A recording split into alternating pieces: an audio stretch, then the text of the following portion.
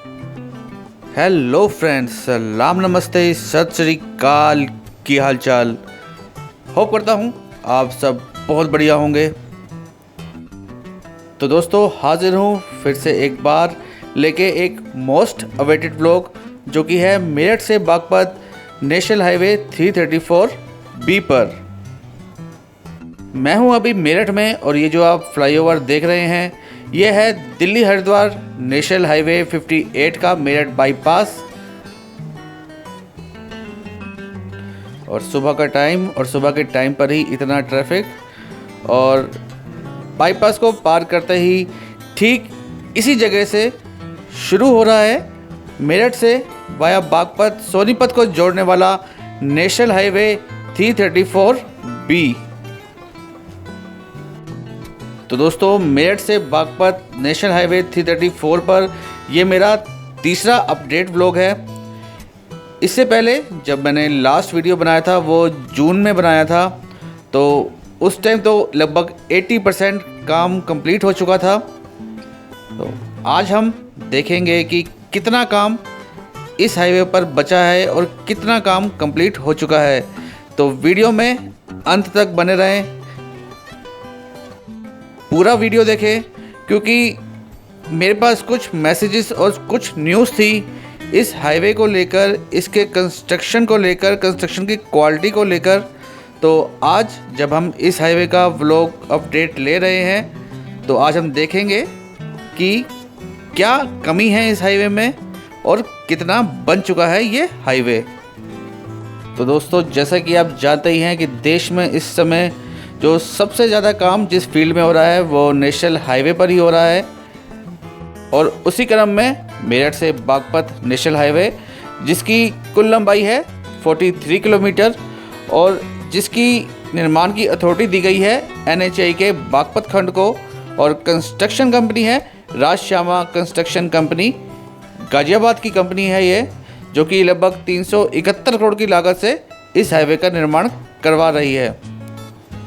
और यहाँ पर थोड़ी सी RCC रोड का निर्माण हो रहा है, क्योंकि आप ये जो सामने एक इंफ्रास्ट्रक्चर देख रहे हैं ये है इंडियन रेलवे का अब तक का सबसे बड़ा project eastern dedicated freight corridor, जो कि इस हाईवे को यहाँ से ओवरपास करता हुआ खुर्जा होते हुए कोलकाता की दिशा में जाएगा। तो इसी वजह से, क्योंकि इस कॉरिडोर की हाइट काफ़ी कम है, तो यहाँ पर सीमेंटेड रोड का निर्माण कार्य किया जा रहा है ताकि रोड की गुणवत्ता बनी रहे। और यह हम पहुँचे हैं पांचली खुर्द में। यहाँ पर 4 लेन हाईवे का निर्माण हो चुका है, बीच में डिवाइडर भी बनाए जा चुके हैं, बस उसमें फिलिंग, जो थोड़ी सी मिट्टी की फिलिंग करनी है, और जो इलेक्ट्रिसिटी पोल लगने हैं उसका काम बाकी है।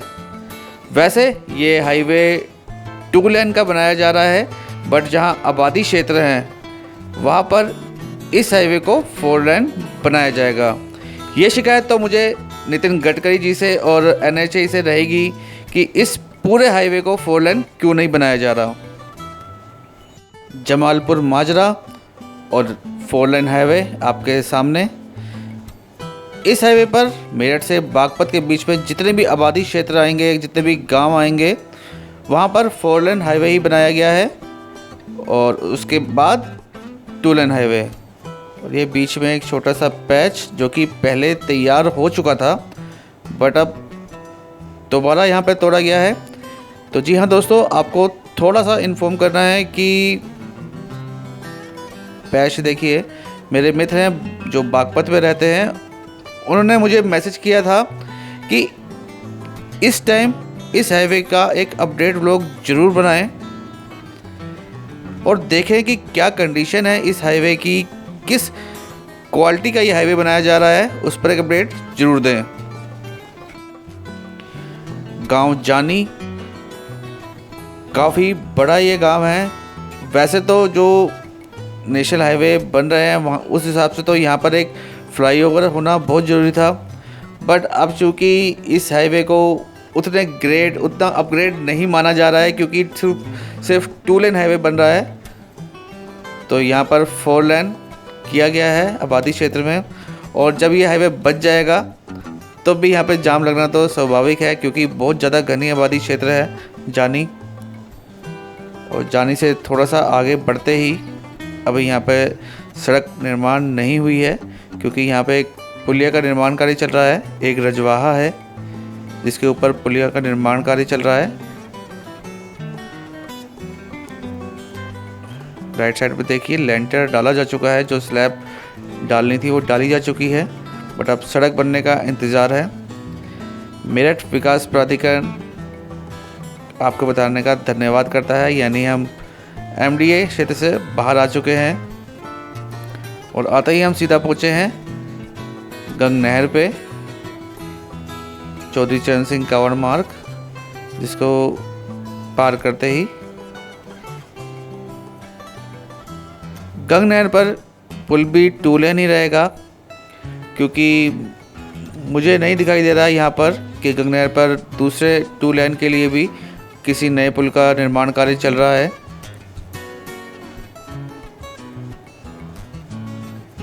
अभी तो यहाँ पर सड़क का निर्माण नहीं हुआ है। और यहाँ से थोड़ा सा आगे बढ़ते ही एक बार फिर से नई सड़क, नया हाईवे, नेशनल हाईवे 334B। तो दोस्तों मैं बात कर रहा था इस हाईवे का जो निर्माण कार्य चल रहा है उसकी गुणवत्ता के बारे में, क्योंकि जब जून में मैं यहाँ पे आया था तो ये हाईवे पूरा यहाँ तक जानी से बागपत तक कंप्लीट हो चुका था। और अब आप देखिए कितने बड़े बड़े पैचेस हैं यहाँ पर, सड़क के बीच में बड़े बड़े गड्ढे हो गए हैं। एक बारिश भी ये हाईवे नहीं झेल पाया। यहाँ देखिए हाईवे तैयार है, बट बीच बीच में बहुत ज़्यादा गड्ढे और रोड खराब है। रघुनाथपुर गांव, और जून में जब यहाँ पे आया था तो ये पूरी रोड बनी हुई थी रघुनाथपुर के अंदर, और अब पूरी रोड उगाड़ दी गई है। उसके बाद फिर 2 लेन हाईवे, और ये हम पहुँचे हैं डालू हेड़ा। और यहाँ पे भी देखिए एंट्री करने से पहले ही रोड उधड़ गई है, बिल्कुल समाप्त हो गई है, जबकि यहाँ पहले रोड बन चुकी है। और बीच में भी आप देख सकते हैं सड़क काफ़ी जगह पर डैमेज हो चुकी है। एक बारिश भी ये सड़क नहीं झेल पाई। तो अब अंदाज़ा लगाइए कितना घटिया क्वालिटी का ये यहाँ पे काम हुआ है। डालूवाड़ा से बाहर निकलते ही लेफ़्ट साइड से जो पुरानी रोड थी उसको बंद कर दिया गया है। काफ़ी घूम के ये आगे जाती थी, और ये नई सड़क का निर्माण यहाँ पे किया जाना है। यहाँ पहले मिट्टी भराव के बाद जो ब्लास्ट होती है बिछा दी गई है, और उसके बाद यहाँ पर हिंडिया नदी के ऊपर बना हुआ ब्रिज, जो कि पहले से ही बना हुआ है, 2 लेन ब्रिज है। और यहाँ पर भी कोई नया कंस्ट्रक्शन ब्रिज के लिए होता हुआ दिखाई नहीं दे रहा है, तो ये ब्रिज भी 2 लेन ही रहेगा इस हाईवे पर। और ब्रिज पार करते ही यहाँ पर तो नई सड़क, पुलिस चौकी हिंडन, थाना बलैनी, बागपत पुलिस, जिला बागपत पड़ता है ये। और यहाँ पर भी देखिए लेफ़्ट साइड में सड़क उधार दी गई है, क्योंकि यहाँ पे पहले रोड बन चुकी थी। अब इससे ज़्यादा मैं आपको इस हाईवे की दुर्दशा के बारे में नहीं बता सकता कि एक अंडर कंस्ट्रक्शन हाईवे, जो कि क्या कहूँ अब आगे, लगता है NHAI की कुछ तारीफ़ कुछ ज़्यादा ही हो गई है, जिसने इतनी जांच भी नहीं करी जब ये हाईवे बन रहा था कि किस क्वालिटी का ये हाईवे बन रहा है। और बलैनी को पार करने के बाद यहाँ पर RCC रोड, क्योंकि हाईवे की कंडीशन जो भी हो यहाँ पे टोल टैक्स तो बनना ही है, तो टोल टैक्स बूथ यहाँ का निर्माण यहाँ पे हो चुका है। और जैसे कि NHAI का प्रोसीजर है कि टोल टैक्स के दोनों साइड 500-500 मीटर तक RCC सड़क का निर्माण किया जाता है। NHAI ने अपना एक नया स्टैंडर्ड बनाया है। ये टोल टैक्स बूथ के दोनों साइड अब RCC रोड का निर्माण ही होता है 500-500 मीटर तक। तो उस हिसाब से यहाँ पर RCC रोड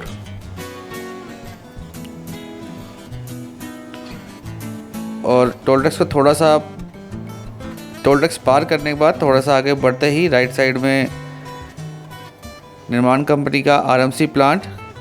काफ़ी बड़े एरिया में ये प्लांट बनाया गया है और अब तो यहाँ पर डबल शिफ्ट में ही काम हो रहा हो, क्योंकि नई सड़क ही उधड़ गई है तो उसको भी दोबारा बनाया जाएगा। और यहाँ से आगे तो एक बार बिल्कुल हाईवे तैयार हो चुका है, 2 लेन ही सही बट हाईवे तैयार है। सिंघावली अहीर, यहाँ पे भी देखिए जो सड़क बन चुकी थी और बीच बीच में पैचेस के रूप में दोबारा यहाँ पर खड्डे। क्या फ़ायदा हुआ ऐसा हाईवे बनाने का, और NHAI क्या देख रही है, क्या सोच रही है इस कंस्ट्रक्शन कंपनी के बारे में, इसका हमें बिल्कुल भी अंदाज़ा नहीं। क्योंकि हाईवे की कंडीशन देखिए ज़रा आप, एक अंडर कंस्ट्रक्शन हाईवे जो कि बना हो और उसके बाद ये दुर्दशा हो, देखी भी नहीं जाती। और आगे बढ़ते हुए ग्राम डोला, और यहाँ पर भी सड़क के बीच में खड्डे आपका स्वागत करते हैं। बात अगर डोला की जाए तो काफ़ी कंजस्टेड एरिया था, ये भी काफ़ी घनी आबादी क्षेत्र है और बहुत ज़्यादा तोड़ फोड़ हुई है यहाँ पर, क्योंकि घर बहुत ज़्यादा कंजस्टेड थे। आप देख भी सकते हैं राइट साइड में जो ये मकान तोड़े गए हैं इस सड़क के चौड़ीकरण के लिए। और डोला से आगे खड्डों से भरा हुआ सफ़र, और यहाँ देखिए पूरी सड़क उधार दी गई है। दोबारा यहाँ पर सड़क का निर्माण कार्य होगा, लेकिन बीच बीच में अब ये मानिए कि बहुत ज़्यादा यहाँ पर नुकसान हुआ है अंडर कंस्ट्रक्शन इस हाईवे का। ये देखिए बिल्कुल ख़त्म है सड़क यहाँ पर, अभी तो उद्घाटन भी नहीं हुआ था। क्या कहूँ, यहाँ पर भी सड़क उधार दी गई है ऊपर से, जो खुरच के निकाली जाती है।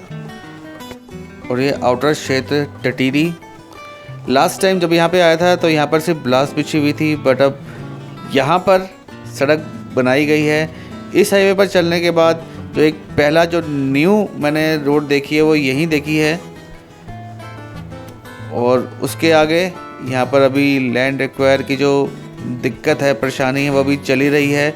NHAI लैंड एक्वायर नहीं कर सका है यहाँ पर, तो उसी वजह से काम भी यहाँ पे काफ़ी delay. Delhi Shamli Saharanpur main railway line, इस पर भी रेलवे ओवरब्रिज बनना है, लेकिन अभी अगर लैंड एक्वायर नहीं हुई है तो यकीन मानिए ये हाईवे भी अपनी तय सीमा से काफ़ी पिछड़ जाएगा। जो इसके डेडलाइन है वहाँ तक पूरा होना अब नामुमकिन है। और टटीरी से आगे निकलते ही एक छोटा सा पैच और 2 लेन नेशनल हाईवे यहाँ पर भी तैयार। क्वालिटी से समझौता नहीं होना चाहिए। हाईवे एक्सप्रेसवे डिले हो जाए तो वो चलते हैं, बट अगर क्वालिटी से ही समझौता होगा तो क्या फ़ायदा नए हाईवे बनाने का और उन पर टोल टैक्स लगाने का। बागपत का आउटर एरिया, और बागपत का आउटर एरिया है, शहरी एरिया है, तो यहाँ पर 4 लेन हाईवे बनेगा। मशीनें यहाँ पे खड़ी हुई हैं, तो बहुत जल्द आप कर सकते हैं यहाँ पर सड़क निर्माण कार्य हो जाएगा। और कुछ क्षेत्र में तो यहाँ पर हो भी चुका है। बागपत ही है, ये बागपत का ही थोड़ा सा आउटर एरिया है, मेन शहर से थोड़ा सा बाहर का एरिया। और यहाँ देखिए लेफ़्ट साइड में अभी गहरे गहरे खड्डे खोदकर मिट्टी निकाल दी गई है, इस पर अभी ब्लास्ट गिरी जाएगी। बागपत का एरिया है तो काफ़ी घनी आबादी तो है ही, बट मकान काफ़ी दूर दूर थे। सड़क चौड़ीकरण में किसी तोड़फोड़ की यहाँ पर गुंजाइश नहीं थी, तो उसका दुकानें और मकान बच गए हैं। और ये सामने बागपत का मेन चौराहा, यहाँ से लेफ़्ट जाएंगे तो दिल्ली की ओर और राइट जाएंगे तो शामली सहारनपुर की ओर। तो होप करता हूँ आपको आज की वीडियो पसंद आई होगी। पसंद आई हो तो लाइक ज़रूर करें, शेयर ज़रूर करें और चैनल को सब्सक्राइब करना ना भूलें। सफ़र हम अगले वीडियो में जारी रखेंगे। Keep loving, keep supporting, till then जय हिंद।